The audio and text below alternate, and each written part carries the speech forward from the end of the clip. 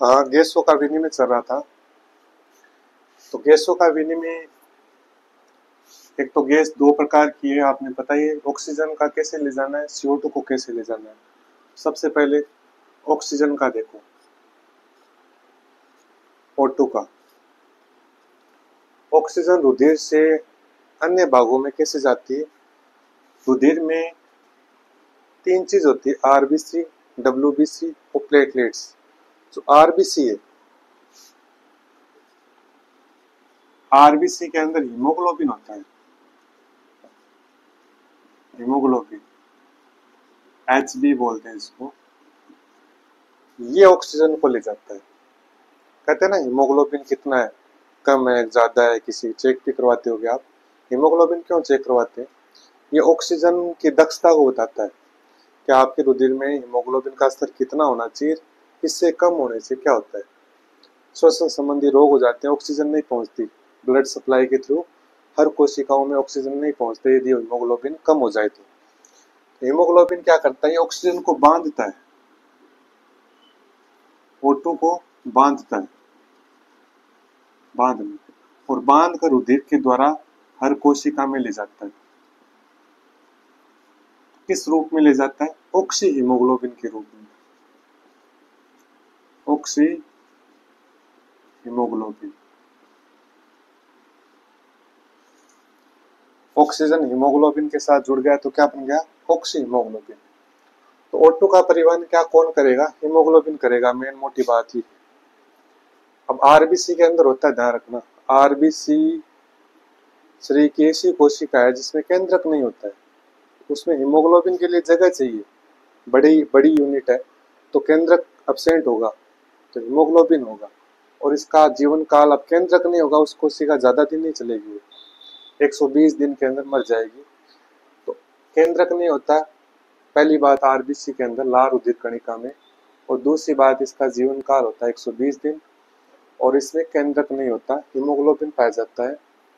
और केंद्रक किसकी आरबीसी में होगा यदि पूछ ले तो ऊंट, कैमल और एक लामा, उसकी प्रजाति होती है, ऊंट जैसी होती है, लामा और ऊंट, इन दोनों की आरबीसी में भी केंद्रक होता है।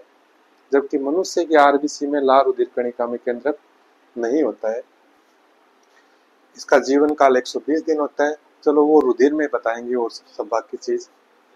तो O2 का परिवहन कैसे होता है, हीमोग्लोबिन के रूप में, ऑक्सी हीमोग्लोबिन के रूप में।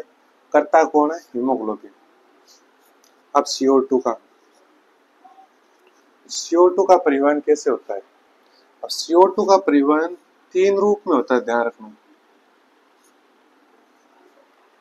CO2 का परिवहन तीन रूप में होता है। एक तो होता है देखो बाइकार्बोनेट के रूप में,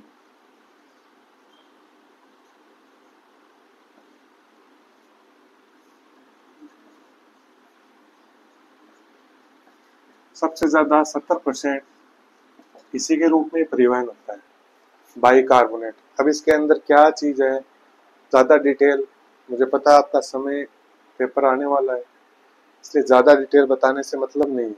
समय केवल यही टॉपिक थोड़ी है, ये एक ही चैप्टर थोड़ी, पूरी साइंस 5 या 7 नंबर की होगी। तो पूरी साइंस में भी इसी में चलते रहोगे तो ये फिर सिलेबस नहीं हो पाएगा आपका।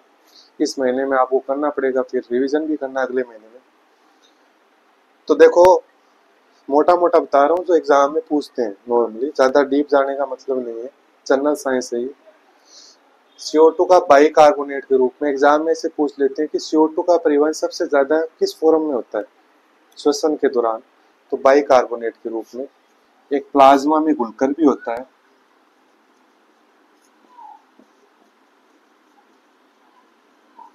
ये केवल 7% ही होता है।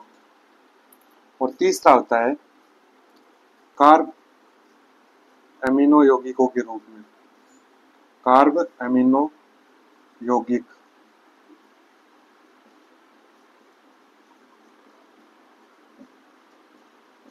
ये 23% होता है। CO2 का परिवहन कार्ब अमीनो यौगिकों के रूप में 23%, बाइकार्बोनेट के रूप में 70% और प्लाज्मा में घुलकर 7%। इन तीन रूपों से रुधिर के द्वारा फेफड़ों में पहुंचती है और फेफड़ों से बाहर निकाल दी जाती है। कार्ब अमीनो मतलब अमीन, एमीन किसके साथ होता है? हीमोग्लोबिन का एमीन ग्रुप। हीमोग्लोबिन के एमीन ग्रुप के साथ जुड़कर रुधिर के द्वारा फेफड़ों में आ जाती है। ठीक है। प्लाज्मा होता है, रुधिर और प्लाज्मा सुना होगा, उसमें घुलकर भी आती है 7%। और बाइकार्बोनेट आयन बनते हैं, आरबीसी के अंदर बनते हैं, उसके रूप में सबसे ज्यादा आती है। ये 3 नाम आपको ध्यान रखना है CO2 का परिवहन के लिए। अब एक श्वसन से संबंधित 2-3 चीजें जो बता देता हूं मैं, एग्जाम में आने वाली। ये श्वसन तंत्र तो लगभग कंप्लीट हो गया है, इसके अंदर और कुछ चीजें हैं। देखो,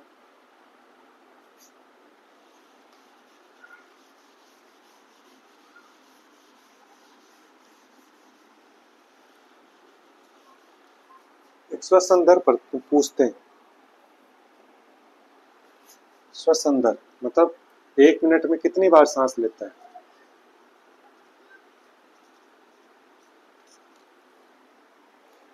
ये हृदय स्पंदन दर नहीं है 72 वाली, ये श्वसन दर है।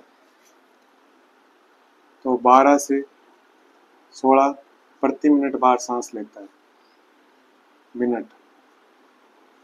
यदि वयस्क मनुष्य की बात हो रही है तो, यदि कहे कि वयस्क मनुष्य है, उसकी श्वसन दर क्या होती है, तो 12 से 16, मतलब 12 या कुछ कुछ कंडीशन में 16 बार श्वसन लेता है, प्रति मिनट श्वसन लेता है। और यदि बच्चे की पूछे, बच्चे की श्वसन दर तेज होती है, आप देख लेना। यदि बच्चे की श्वसन दर पूछे तो वो तो 40 से 70 तक चली जाती है, या आप बता सकते हो 30 से 60 या 40 से 70 प्रति मिनट।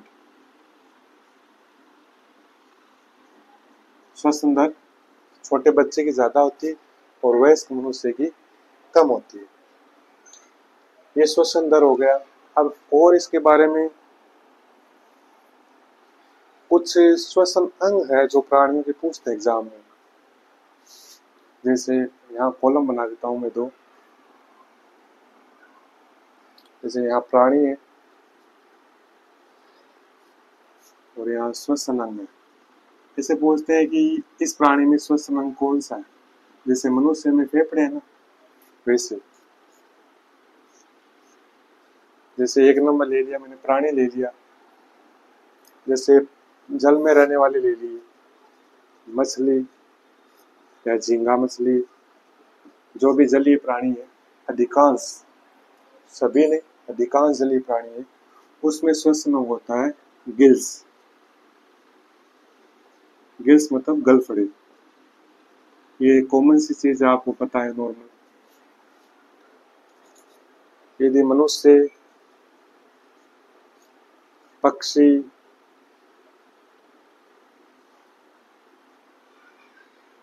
पक्षी क्या होता है, पक्षी कैसे, बर्ड्स लिख देता हूँ। पक्षी जो भी आज याद आ गया, पक्षी और जो स्थल पर रहते हैं, जैसे उभयचर बोलते हैं उसको, सरीसृप, जैसे छिपकली है, जो स्थल पर रहते हैं, जल पर रहते हैं गिल्स गलफड़े, और स्थल पर वायु में उड़ते हैं मनुष्य, ये सब किसमें आते हैं, फेफड़े। अभी जो बता रहा हूँ, लंग्स। एक केंचुए का पूछते हैं। केंचुआ त्वचा द्वारा श्वसन करता है। और एक मेंढक का भी पूछते हैं।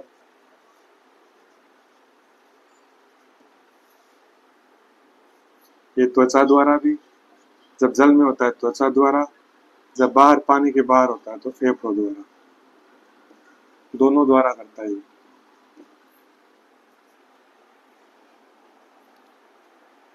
एक इसका भी पूछते हैं, इसका याद रखना। जो कीट होते हैं ना, जैसे मक्खी हुई, मक्खी, मच्छर, तिलचट्टा, जो कीट है ना जितने भी, उसमें श्वसन ट्रेकिया द्वारा होता है, ध्यान रखना। ट्रेकिया या श्वास नली, देखो ये ट्रेकिया, सीधे छिद्र होते हैं उसके द्वारा श्वसन होता है। तो कीटों में ट्रेकिया होता है श्वसन अंग। ये कुछ श्वसन अंग है जो आपको ध्यान रखना है कि एग्जाम में आते हैं। पक्षियों में श्वसन अंग, मछलियों में, केंचुए में, मेंढक में बहुत बार पूछते हैं कीटों में श्वसन अंग क्या है। तो फेफड़े गलफड़े मत कर देना। ट्रेकिया द्वारा श्वसन होता है, श्वास नली या ट्रेकिया द्वारा। एक श्वसन संबंधित रोग भी है, 2-3 नाम बताता हूँ, वो कंप्लीट हो जाएगा अपना श्वसन का टॉपिक।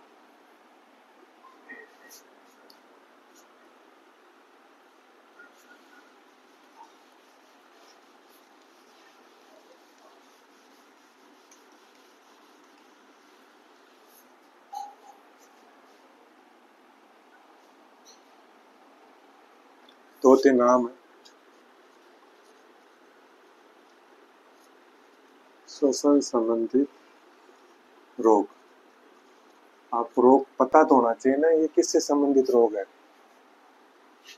पहला तो कॉमन नाम आपने सुना ही होगा, न्यूमोनिया बच्चे में बहुत होता है। और आपको पता ही है फेफड़े संक्रमित हो जाते हैं। फेफड़े से संबंधित न्यूमोनिया घर घर में बच्चों में होता ही रहता है। तो इस रोग से तो आप भली भांति परिचित है। न्यूमोनिया ये होता किससे वैसे, एक जीवाणु होता है स्ट्रेप्टोकोकस न्यूमोनियाई।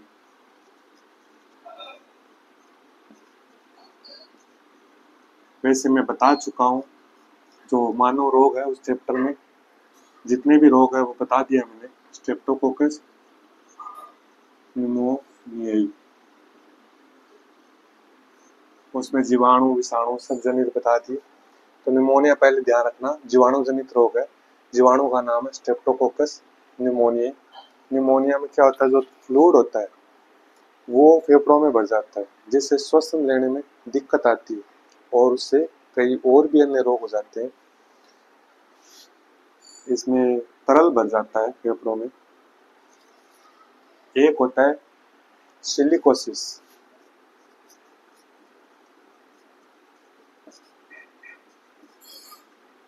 सिलिकोसिस, सिलिका किसको बोलते हैं, ये धूल को बोलते हैं। सामान्य भाषा में जो मिट्टी होती है ना उसको सिलिका बोलते हैं, सिलिका के कारण। इसका मतलब क्या हुआ, जो चट्टाने को काटते हैं, पत्थरों को काटते हैं, और जो ये होते हैं ना बड़े बड़े पत्थर के काटने वाले पहाड़ों को, वहां जो कटाई होती है मशीनों से, उससे धूल के कण ना उस चट्टानों के हवा से श्वसन में जम जाते हैं फेफड़ों में, जिससे फाइब्रोसिस हो जाता है। फाइब्रोसिस मतलब जो झिल्लियां फेफड़े है ना, प्लूरल झिल्ली है, फेफड़े हैं, उसमें संकुचन की क्षमता घट जाती है। फेफड़े से संकुचित फैलते हैं ना, उसमें धीरे धीरे संकुचित होते होते उसमें संकुचन की क्षमता घट जाएगी, जिससे सिलिकोसिस रोग हो जाएगा। सिलिका से चट्टानों में पत्थरों को कटाते हैं, काटते हैं, उनमें होता है। जो खानों में काम करते हैं उससे संकुचन क्षमता घट जाती है और जिससे धीरे धीरे फेफड़े नष्ट हो जाते हैं। और तीसरा रोग है अस्थमा।